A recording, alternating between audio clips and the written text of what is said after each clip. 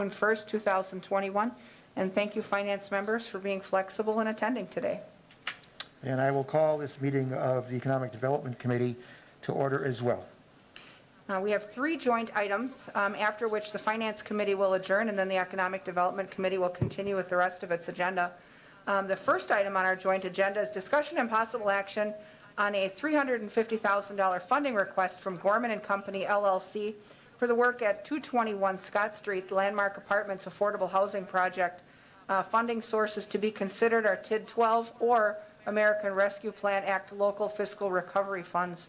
And we do, we've got the finance director with us also to walk through that item. And we also have Ted Matcom from Gorman on WebEx with us today if we need to talk with him as well. With that, we want to bring up the finance director first. Mary Ann, did you want to walk us through the request, or Brad, do you want to walk? You can go ahead. Go ahead, Brad. Yep, either one. Oh, here, sorry. Nope, they're on. Oh, there's a switch back here for you. Closer.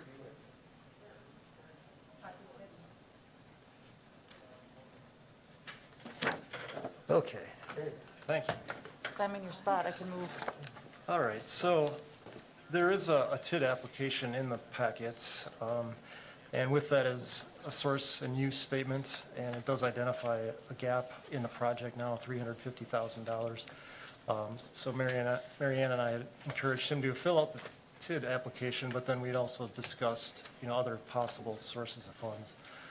So that's, I guess, why both the TID request and the ARP funds are being considered. So, and like you said, Ted is on the line for any questions about the project and what the gap would be used for. Sure. Historically, when we've looked at affordable housing projects from the standpoint of TID funding, often those projects would not score as well just based on the return on investment from a tax standpoint, because tax credit projects also by law are assessed at a lower rate than standard property. And so that said, we now have a choice of funding sources. We can use some American Rescue Plan funding, or we can go through with a TID loan or TID grant. With that, I guess, does anyone have questions for Ted from Gorman about the funding gap, or do you guys want to commence discussion amongst the 2 committees first? Deb, go ahead. Thank you, Lisa. I guess I wanted to mention, and if Ann is here, with the Housing Authority, there is a loan anyways for Gorman for the Landmark. Yeah, there is. Isn't it 100,000 or? I believe it's 950,000. 950. 900,000 actually. 900. Okay. But it's a loan. Correct. Okay. Okay, go ahead. Thank you, Madam Chair. Just a couple questions. One of them was about financing in the TID application. The other I can hold off until a little bit later in the discussion if that's better. It's just about some issues with the current occupants and what may happen there during the development process. I did see in the TID application that it had referenced, this is a question for Mr. Matcom, it had asked about litigation, past or current, and the response was no. Is that the case, or is there some additional history there? In terms of litigation, we have, based on the fact that we've got about 6,000 units in Wisconsin, we have some landlord-tenant issues that are always going on, no matter what happens. But there is no litigation, to my knowledge, that is pending with Gorman and Company LLC at this time. That is a major litigation. Just based on that, and I thank you for that information. I don't think it was qualified in the application as quote-unquote major. So would it be possible, sir, to get a list of current litigation that Gorman and Company is in, and perhaps, and I'd be willing to hear my colleagues' opinions, but also the question related to past litigation. So perhaps a reasonable history timeframe of litigation, just so we can at least have an overview of what's happening on that front, since it is a component of the application. Yeah, what time frame would you like? Since the beginning of the company in 1986, or the last 5 years, or the last year? What would you like? The last 5 to 10 years would satisfy my interest. I can't speak for my colleagues, but that would be great. Okay. Thank you. You would want any litigation, no matter how small. That's correct. Okay? That'll be a long list, but we'll get it to you. Thank you. So you're wishing to have him include also eviction actions and things that are occurring between landlord and tenant as standard practice? Because I think that's, I think it's, And I'm open to input, but essentially anything that could be considered a civil suit, however small or inconsequential on your end it may appear, if it relates to your entity or that corporate pedigree, I would like to see it. And no, you don't have to go back to 1986, but I think at least the last 5 years would be useful. Okay? Alder Ryan. Thank you, Lisa. I guess I was going to ask specifically from Gorman and Company that I know in past TIF districts, if a building was going to be torn down and new development happened, that there was funding available for businesses or people that were renting to help them with the moving costs, the increase in rent over a period of time, maybe changing over the utilities or internet as such. I guess I'm not familiar with, in this instance with TIF, and I had heard at the CDA that you're planning to close on June 30th for the landmark. And so I guess I'm concerned, as well as Tom Killian, about those residents and that may be affected. So can you give a little bit better idea of what your plans are? Are you planning to notify floor by floor of the renovations, and so that some residents will be forced to move to new building? Yeah, so we've had two all building meetings with the residents, and we've notified all of them what's happening, and the way it's going to progress is we will start floors 8, 7, and 6 as the first phase. All those people, which will be exactly like we did at Riverview Towers a couple of years ago, we will move all those people down below 8, 7, and 6 to what we refer to as hotel units, although they're within the building.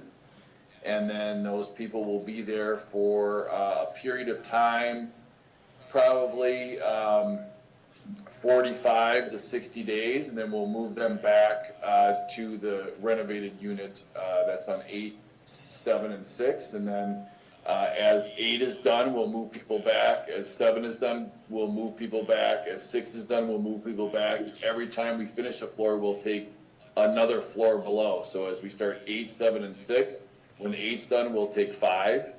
And then when 7's done, we'll take 4. And it'll be like a kind of a rolling rehab. So no one will be displaced in terms of that strategy. So when all the renovations are done, then you're anticipating, say, in a year and a half, that you would be notifying all the residents that you would be going to a Section 8 building? Is that correct? No, we are not a Section 8 building. No, we are not in any way, shape, or form a Section 8 building. We are Section 42. So we get tax credits from WIDA, and we sell those tax credits to a bank. In this case, we'll sell it to Chase Bank, and Chase Bank then will provide us proceeds, and then we apply those proceeds to our construction costs, because our construction costs are approximately $20 million to save that building and renovate it. But it's, as someone indicated before in the meeting, it's not gonna be assessed at 20 million. That's because the tax credits subsidize the construction costs, and we get a little lower debt so we can charge lower rent. So, but it is not a Section 8 building. The government is not paying their rent. The residents are paying their rent. Okay, but is it based on income then? So if there are some with lower incomes, would it be approximately the rent 30% of their income? Yes, absolutely. Yes, that is very correct. Yep. But it's not Section 8. Okay. It's actually called Section 42 is the IRS code. So when you're totally rehabbed, would there be some residents that are at market rate that could continue staying in the building? Or would any tenants be potentially losing their lease once you're renovated totally? There's no lease. They're all month to month. So no one has a lease there. They're all month to month. So the people who are above the income limits that we're targeting would have to move. Yes, there are no market rate units. But everyone's month to month there. There are no long-term leases. So I guess the question too that I have, eventually, will there, under the TIF funding, would there be dollars set aside, I mean, maybe not in your request for Gorman and Company, dollars set aside to help those renters that need to move and find other housing, covering the moving costs and potentially the difference in their probably higher rate where it was applied to other buildings, such as when I worked for Catholic Charity at Second Street and they tore down the building, you know, to build a chamber in that. We were able to get like a difference bump in rent because our rent went up for like a 5-year period, and it covered all of our moving costs as such. So is that available under TIF for this instance? I mean, I understand the building staying, but potentially renters are going to be leaving at a certain point, and they may not have the funds to pay for market rate somewhere else or the moving costs and such. Yeah, So- we can help with, sure. Go We can ahead, help Ted. with moving costs for people, but there really isn't a provision on a month-to-month basis that people negotiated with the current landlord to compensate them for an increase in rent for future when they're on a month-to-month basis. If we had to break a lease, that would be a different situation. But on a month-to-month, we've always offered to help people out of the building, but not necessarily help them with the increased rent that they would face on a market rate level for another building. Did you want to confirm that, Mary Ann? Yeah, there's no requirement for the city Okay. to contribute to that. If it was a road project, you know, similar to Thomas Street, then we're required, you know, to provide some relocation assistance, but not in this situation.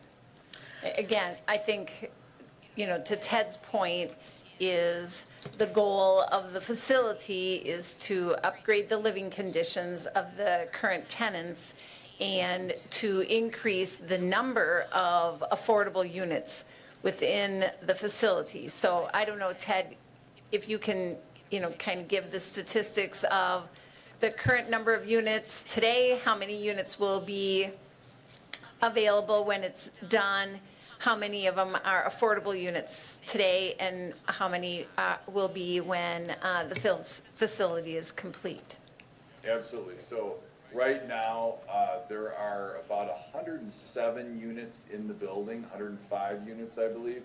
Many of those units, about 10 of them are what are called SROs, or single room occupancy. They're kind of boarding room units. And those are not legal in terms of apartment units in the Section 42 deal, and they're not occupied right now. So we are we are taking those and combining them. So out of 105 units, excuse me, that currently exist, there'd be 94 units that are left, and there'll be some 1 bedrooms and some 2 bedrooms. Right now, about, I'd say 50-50 is maybe 50% is affordable with people with like the incomes that we're targeting, and 50% that are there for market rate. In other words, they're there because the rent is cheap, which it is cheap there. So we would make this building 100% affordable rents that would target the 60% of the county median income within Marathon County or below. And that's about, if you're an individual, that's about $25,000 to $30,000 if you're an individual. If you're a family of 4, it'd be about $50,000. So those are the incomes we're targeting. Okay. Well, I guess I wanted to disclose, back in 2003, I had lived in the Landmark on the 7th floor corner. I kind of lucked out, 3rd and right, looking at the 400 block. And I had a larger 1-bedroom that was, my kitchen ended up being 20 by 20 for the dining room, because they just had a kitchen that was something you could just kitchenette, just kind of everything within a foot of one another. I think it's a beautiful old building, and I look forward to it being upgraded.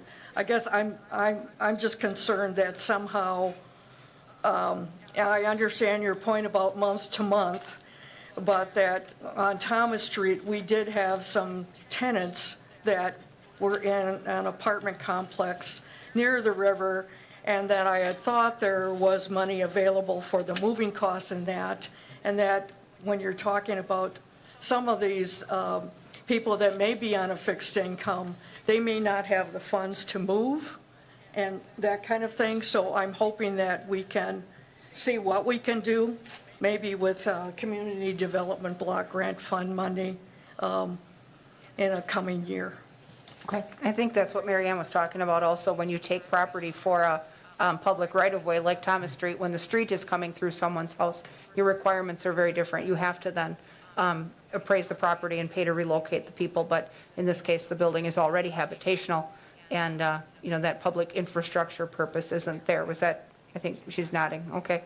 So I think the meat of our discussion, though, really comes down to the fund source.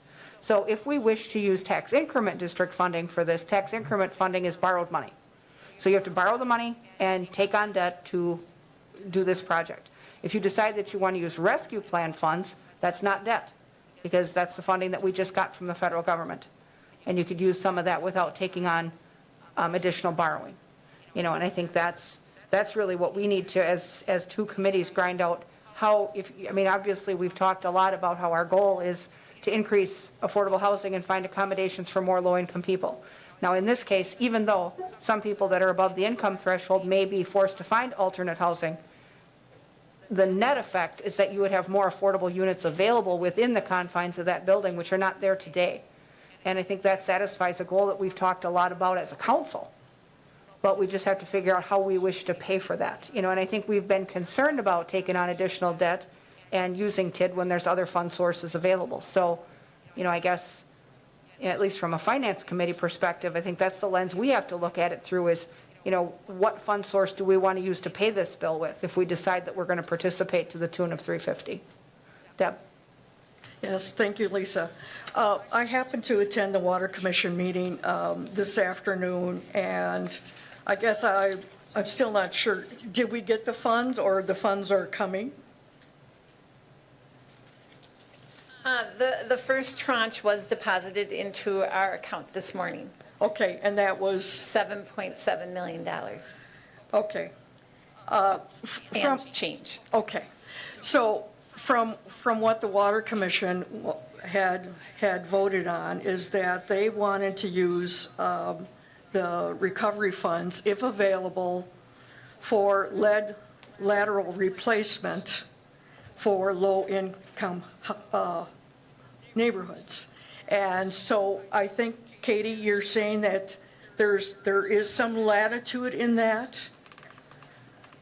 So what we voted on at the Water Commission meeting today was to have Director Lindman come up with a plan in 60 days on how we could use American Rescue funds to address some of that lead lateral, those LSL line replacements.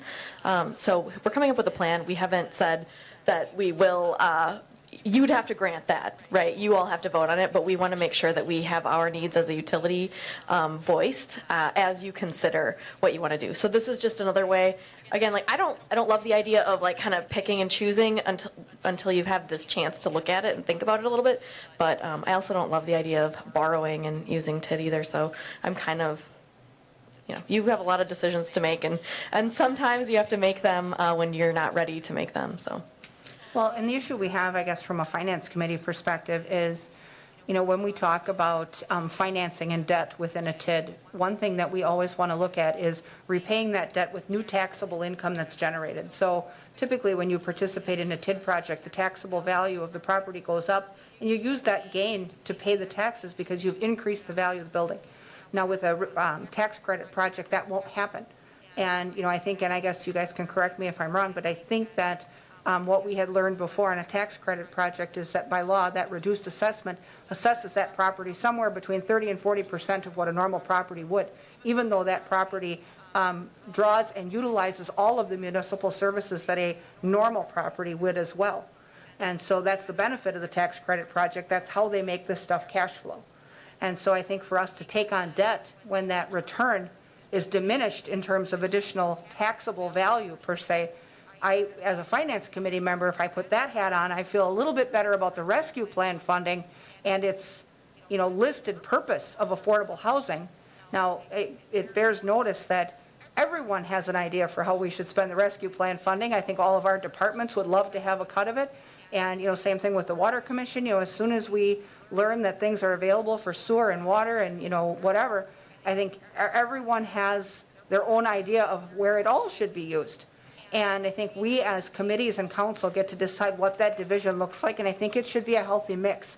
So before I would be willing to, as a council member, say, well, Water Commission, we're going to give it all to you for lead laterals, or we're going to give it all to something else.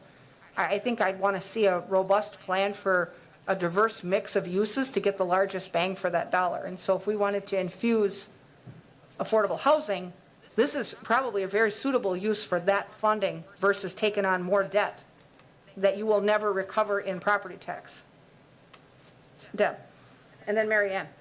Thank you. I guess from what I had read about the rescue funds is that the intent was to try to help those of the lower income.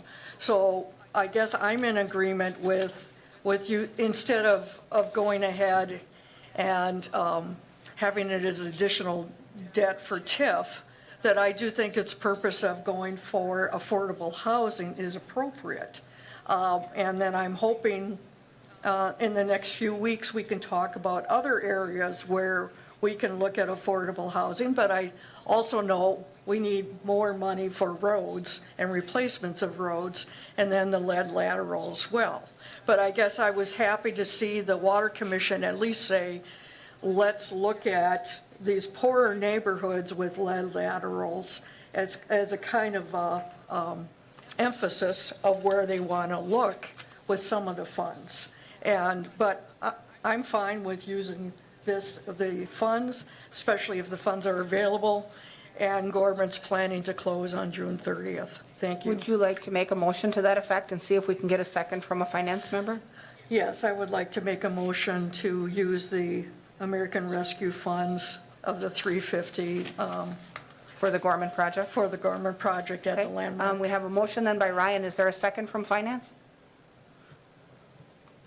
Second by Martins. Further discussion from finance? Go ahead, Sarah. I guess I was wondering too, is there any other potential, income generating projects in TID 12 that could offset the loss of generation for this project? Yeah, Just a couple of points that I'd wanted to make. This parcel is not actually in tax increment district number 12 today. So the project plan does allow for development incentives within the half-mile boundary, which this is within the half-mile boundary.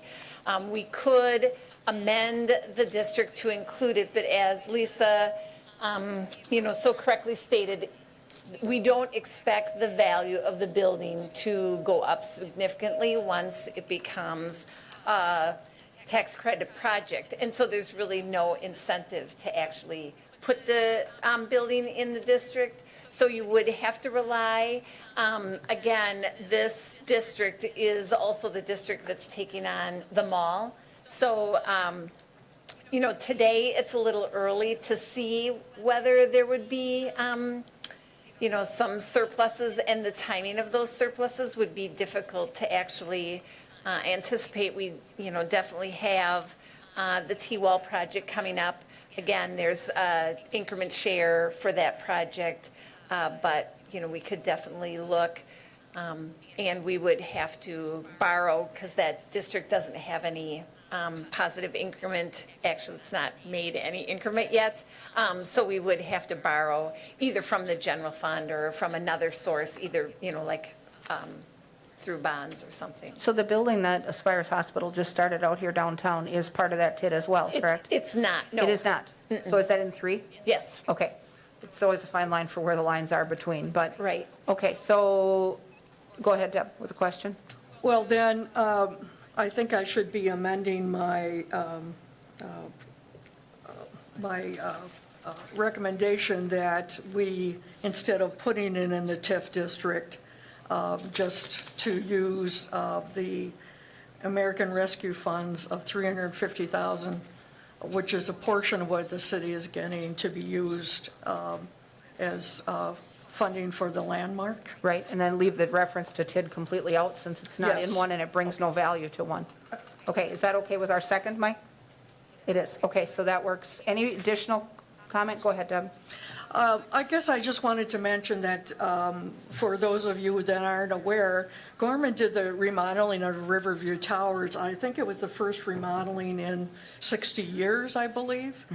And I happen to have been in the building just in the last month, and it's beautiful. And I was invited to one of the tenants' units, so, I've seen it from that point of view as well. And then Gorman had done the actual rehabbing of Cannonburg, and I believe you bought it from the Housing Authority? Correct. So they have prior experience and have done good job in our area. And I just recently was talking to a person that's more aware of tax increment credits and such, and I'm hoping we'll be eventually here to kind of explain more about it, and was a former employee for Gorman and just thinks very highly of them.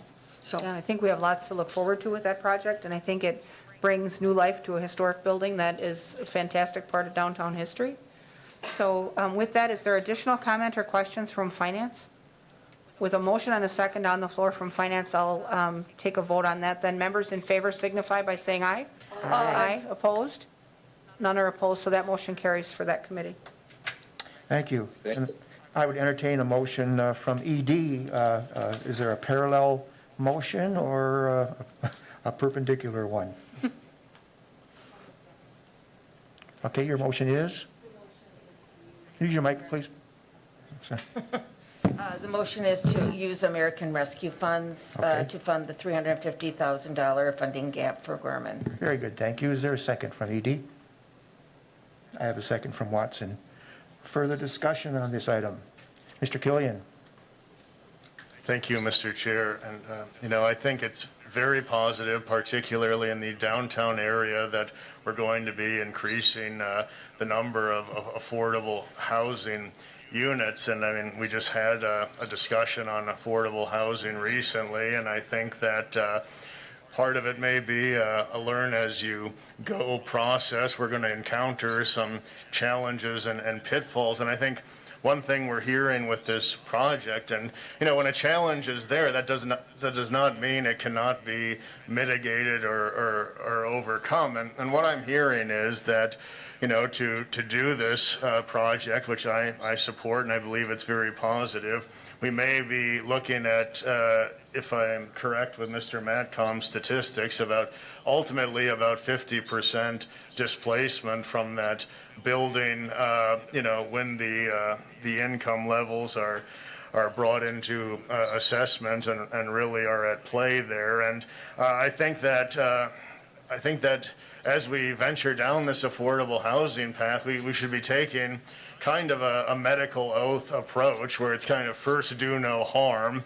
And so I think when we're looking at those displacement figures, it would be ideal if we didn't just kind of dismiss them or say, well, I don't think we can do anything about that. I think the ideal situation here would be to secure the funding for Gorman and Company so they can increase the number of affordable housing units. But I think we should make an effort to not look at those numbers of displacement as figures in a spreadsheet, but actually as human beings. And I think when we look at it that way, I think we should make whatever effort we can, fiscally and otherwise, to make sure they at least have a soft landing when they're displaced. Now, that raises some interesting questions on the funding. I'm not on the Finance Committee, and there was just a vote, but I might have recommended that we use the 350 of TID to help finance the Gorman and Company project, while then using some recovery funds to help with a transition so that we don't see a real abrupt, rough displacement for our citizens. So I think that time may have passed a few minutes ago. Nevertheless, these committees in the near future, if that's also important to others on the committee, I think we want to try to have some sort of parachute. Otherwise, we're essentially using recovery funds that are going to result in 50% displacement from a housing facility. And I think we can soften those edges on policy and with financing. That would be my hope. Thank you. Mr. Matcom, I wonder if you could address Alder Killian's concerns in terms of how this displacement is, as we're referring to it, can be administered, mitigated on behalf of the residents, and how maybe even there might be a partnership with the city to smooth that transition. Sure. Great comments. I really believe that should be the dialogue. And our philosophy is not just to have it as a spreadsheet, but we have, just to correct the commissioner's statement about 50% displacement, we have actually 25 vacant units, which has nothing to do with our project. So really, I would say right now, 50% are out of the 70, say, units that are still occupied, about 50 are affordable, about 20 would be market, is what I think right now. So just to correct those numbers, not like kicking out 50 people. The 20 people we've talked to who are the market rate tenants, we are giving them whatever notice they want to give us up to August 1st. It could be a week, it could be a day, it could be a month, whatever they want to give it to us, full flexibility. We're giving them their security deposit back. And if they need help getting out of their unit in terms of putting it into a loading van, we are providing that. We are kind of drawing the line from that. Instead of going to their new unit, we will not do that. But we will help them get out of the building and allow flexibility to get out of the building. As I indicated, there's about 20 people who we can accommodate for a long time. It's not like they have to get out August 1st, because we can move them to accommodate their new move in terms of flexibility. It's just that we can't have them in their final unit when we actually have to do income certification, because they will not be qualified for that type of housing, because they'll be over income. But I do agree with the dialogue in terms of having people land on their feet. Now, one differentiation, I would say, in terms of this building is there are people with high incomes that are in this building, that are still left in the building, that are living in the landmark because the rent is cheap. Not that they couldn't afford a newer building or higher rent, but like anyone else who looks for rent, if you don't mind, certain living conditions, you can pay lower rent, right? It's just the standard. And so people choose to live in the landmark because the rent has always been cheap, and it is month to month, which offers a lot of flexibility.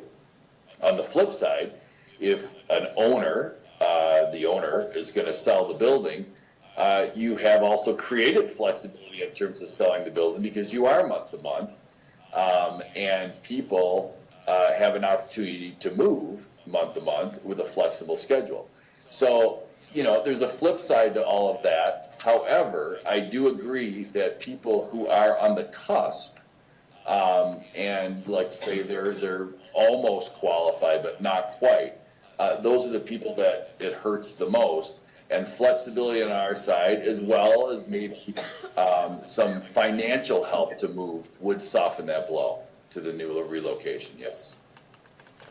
Thank Is you. that a big number? Is that a big number? I would say no, and I don't think it's a high exposure in this particular project, but I think in concept, it is a good discussion to have. Very good, I think. Thank you.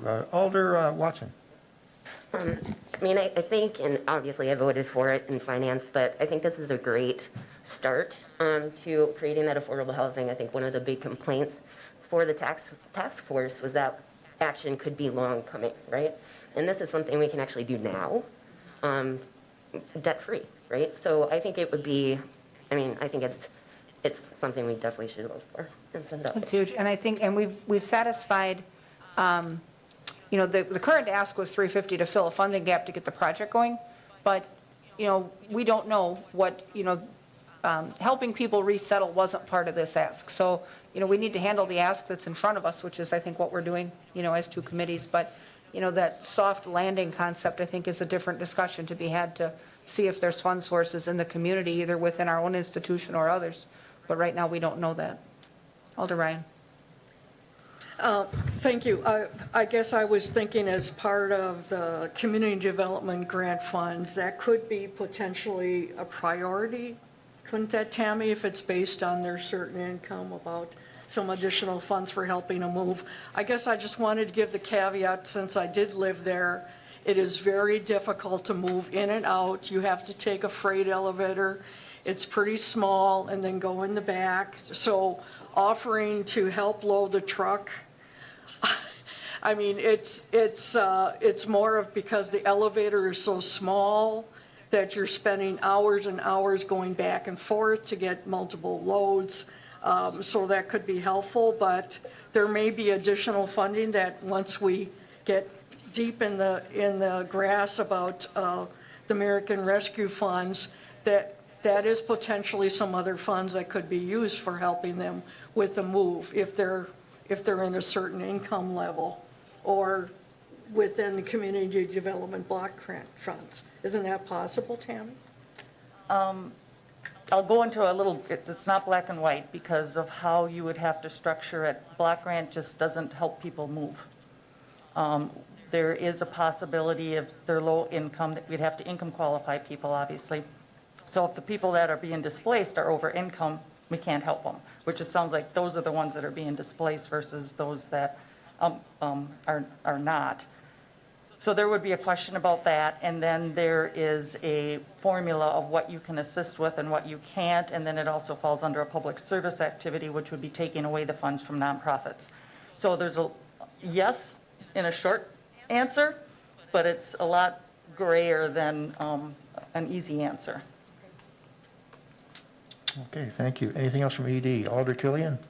Thank you, Mr. Chair. And I think, I agree with all of my colleagues' points, including Alder Watson's, about urgency. And I really don't see, an issue here.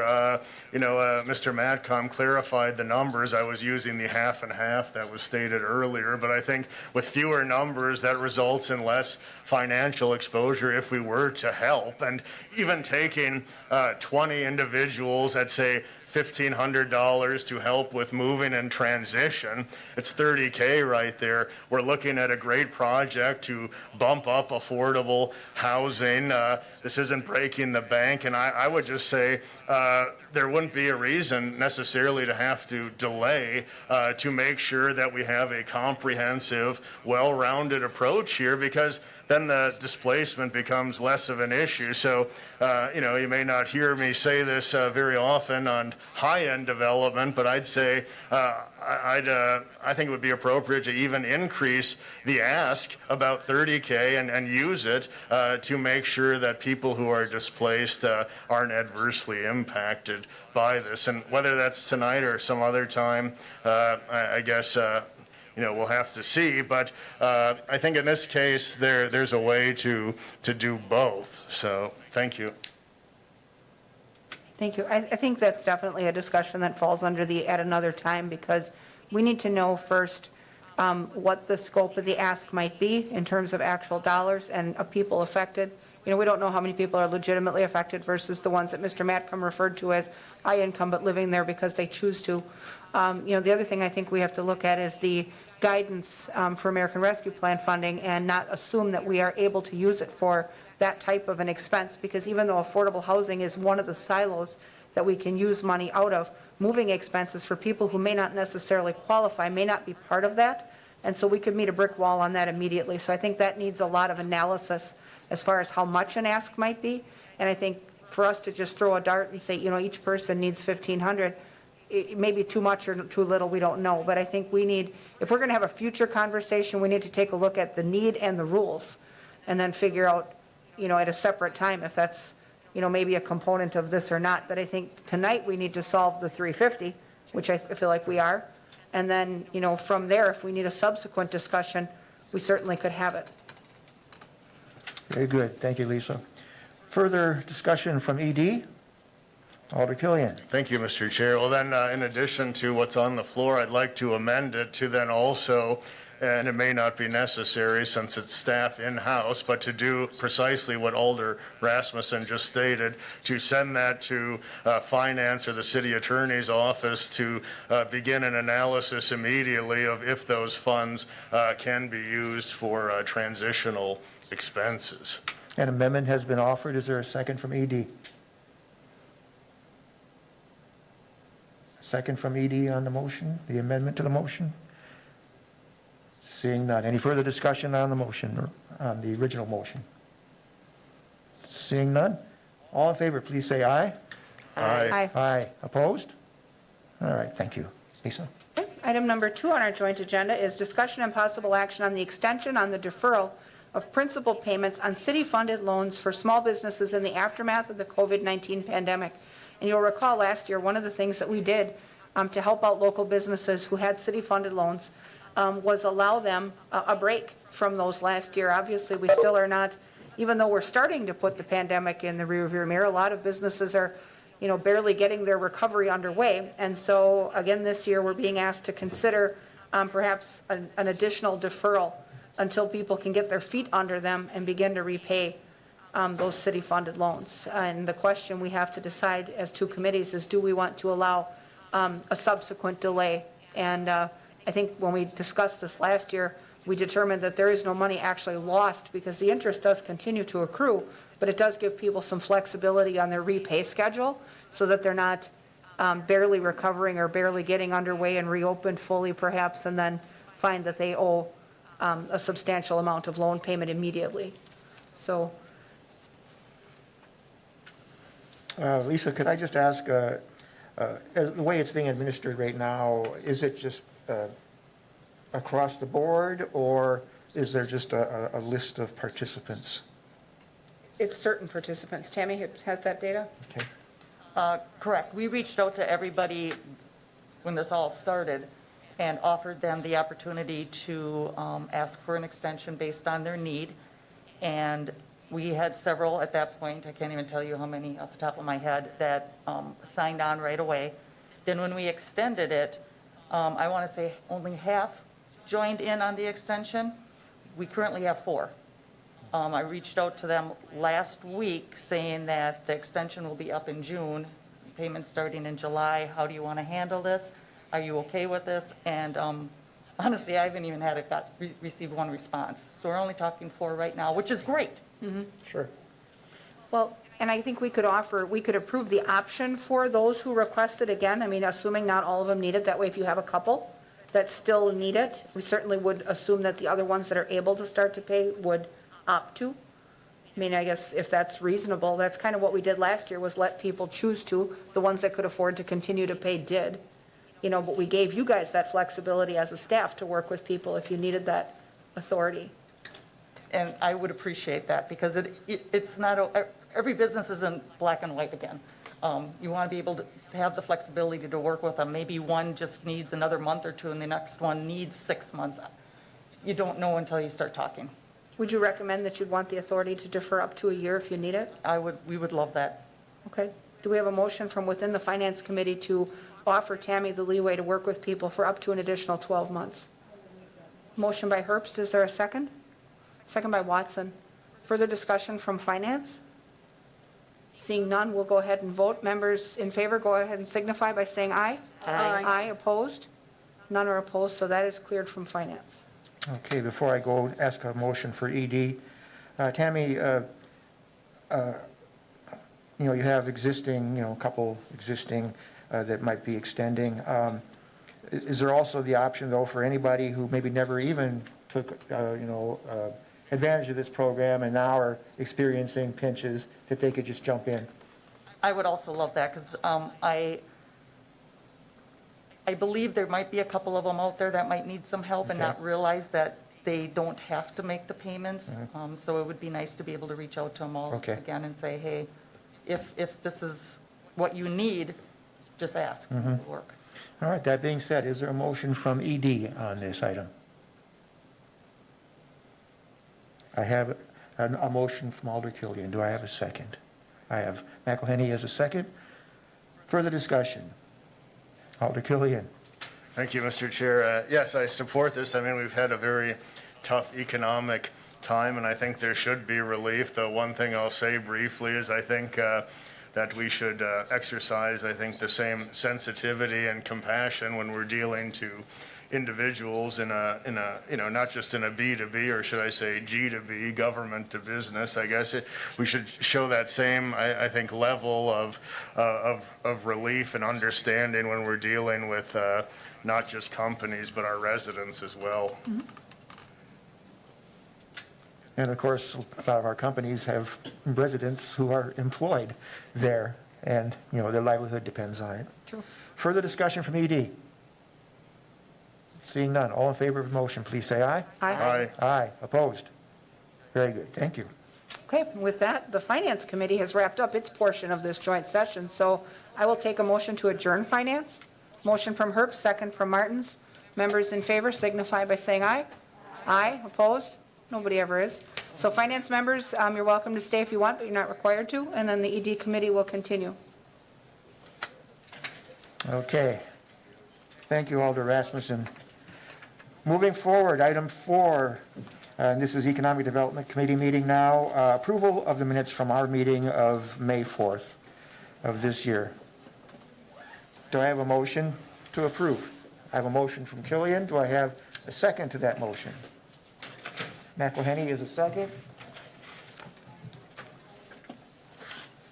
Any questions or concerns on the minutes? Seeing none, all in favor, please say aye. Aye. Aye. Opposed? Thank you. Number 5, discussion and possible action on the 4th Amendment to the Development Agreement with Entrepreneurial and Education Center, Inc., formerly known as Wausau Business Incubator. Do you want to set the stage for us there, Brad? Yeah, I can do that, sure, thanks.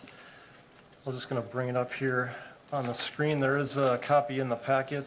This is with the EEC, formerly known as the Incubator out on the business campus. So I guess as a result of McDevco partnership with them. There's some new terms that are being considered with the city's involvement, and this development agreement kind of clears those up in terms of the city responsibilities and what we would now be responsible for. I mean, this is an ongoing relationship between the EEC and the city, you know, for years, and there have been services rendered by the city over that time. So this new document here essentially just lays it out, you know, with regards to the new partner, McDevco, that is managing the facility out there. Alder Rasmussen? Yep, I'll move to approve the item. Thank you. Do I have a second? Second from Watson. Further discussion? Yes, Alder Killian.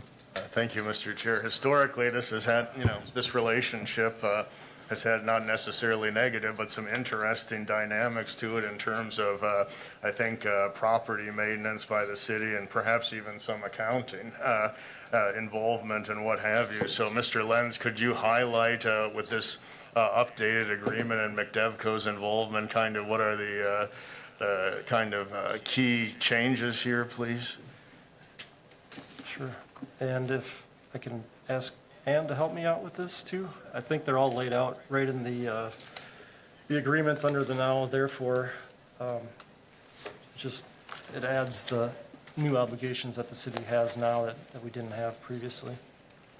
The ones that we had are in there, so they're all in here now. So it says, in addition to the obligations already in the ground lease, which is to plow snow timely and provide in-season grounds crew, we are adding C, D, and E, the three additional ones that maintain and bid the service contracts for their utilities, open mail addressed to the incubator, not addressed to the tenants, because usually those are bills for services from those contractors. And a lot of it's accounting. I'm sure Mary Ann could speak to it more directly, but invoice, conference room rentals, and rentals of the kitchen. So that's it for the additional duties. McDevco is doing far more than that. They have a separate contract with the incubator now. We just added a couple things to our list. Good. Thank you, Attorney Jacobson. And I guess my comment and rhetorical question would be, why exactly are we doing these things? I know it's a public-private partnership of sorts, you could say, but it's a rather unique relationship in that way. Is there some reason the city is undertaking these activities with the Entrepreneurial Center and not other entities? Well, as I said, I mean, this is a long-standing partnership between the city and the EEC. The center itself provides an important function, within the city's economy to provide an avenue for entrepreneurs, young business people, that sort of thing, to find a way to learn how to establish like an LLC, how to maybe get a head start with a small workspace, whether it's for office or for manufacturing, and then turn around and those businesses may bloom and be absorbed into our larger economy in the city. So it's a strategic partnership that's been ongoing a long time. Alder Rasmussen. Thank you. From an economic development standpoint, the partnership has always been important. I think the city was an integral partner in the development of the center in the first place, and our goal always has been to seed, incubate, and help people start businesses that headquarter in Wausau and remain here and generate vitality into our local economy. And so, that said, the EEC has started, launched, and had succeed dozens of local businesses that are still around. And so that's huge for our economy and for our workforce that works here. But, second to that, we want to foster those abilities and continue that partnership. And when you think of how many small businesses start on an annual basis, maybe not during a pandemic, but during a robust economy, many of those small businesses fail because they don't receive the proper, either people don't have the proper business acumen when they set out, but they have a good idea, or they don't get the proper mentoring and assistance. And I think one of the things business owners can get from the EEC is that mentoring. They do the business boot camp, they teach people how to run a business, how to create a business plan, and their overhead startup costs initially while they're in this incubation period are substantially less, so that they're able to accumulate funds. So when they launch out into the private sector market and begin to rent or build or buy their own facility and incur their own, 100% of their own overhead. Those businesses are ready for those expenses, and there's very little left to surprise, which sometimes when people, with a few dollars and a good idea start a business, they face a way harder road to make that business viable and make it continue to succeed. And I think it behooves us as an economic development committee, and, same thing with the county's economic development team and McDevco. We all should be investing into seeding and helping succeed small businesses and have those enter into our economy and stay viable. So I think the partnership is not only viable, but it's critical for us to continue. Thank you. Alder Killian? Thank you, Mr. Chair, and, I take Alder Rasmussen's points to heart, and that's why I feel there's a slight degree of irony in this scenario. They are coaching businesses and helping to foster business, yet the government's opening their mail, paying their bills, and doing their invoices for them. So I wouldn't say that's what we would call private market 101. Yes, I think I'd rather help create a parachute for displaced residents than pay for their invoicing, but I understand the counterpoints. Thank you. Thank you. Further discussion from ED? Seeing none, all in favor, please say aye. Aye. Aye. Opposed? No. Thank you. That goes 4-1. Number 6, discussion and possible action on terms of a development agreement with T-Wall Enterprises Development LLC for city-owned land in the River Life North Zone lots number 6, 7, and 8. Mr. Lentz? Sure, thank you. So we've been working as staff with representatives from T-Wall to move the plan forward. This kind of came about because they want to continue their planning and engineering of the site. There's some geopiers down there now.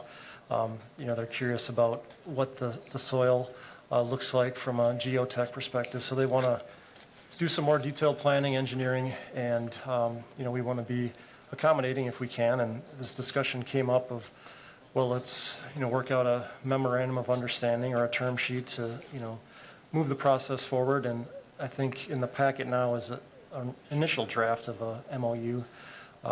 Recently, if we go into closed session, we can share some updates on an actual development agreement. We've been working towards a full-blown developer agreement.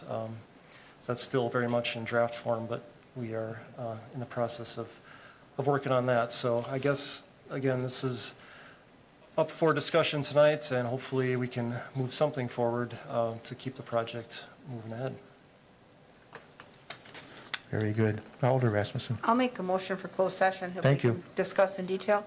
So I'll move that we go into closed session pursuant to section 19.85, paragraph 1, sub E of the Wisconsin statutes for deliberating or negotiating the purchase of public properties, the investing of public funds, or conducting other specified public business whenever competitive or bargaining reasons require closed session regarding terms of a development agreement with T-Wall Enterprises Development LLC for city-owned land in the River Life North Zone lots 6, 7, and 8. Thank you. Do I have a second to that motion? I have a second from Watson. We'll do a roll call vote. Rasmussen? Aye. Watson? Aye. Killian? Aye. McElhaney? Aye. And I vote aye. We will go into closed session. Thank you.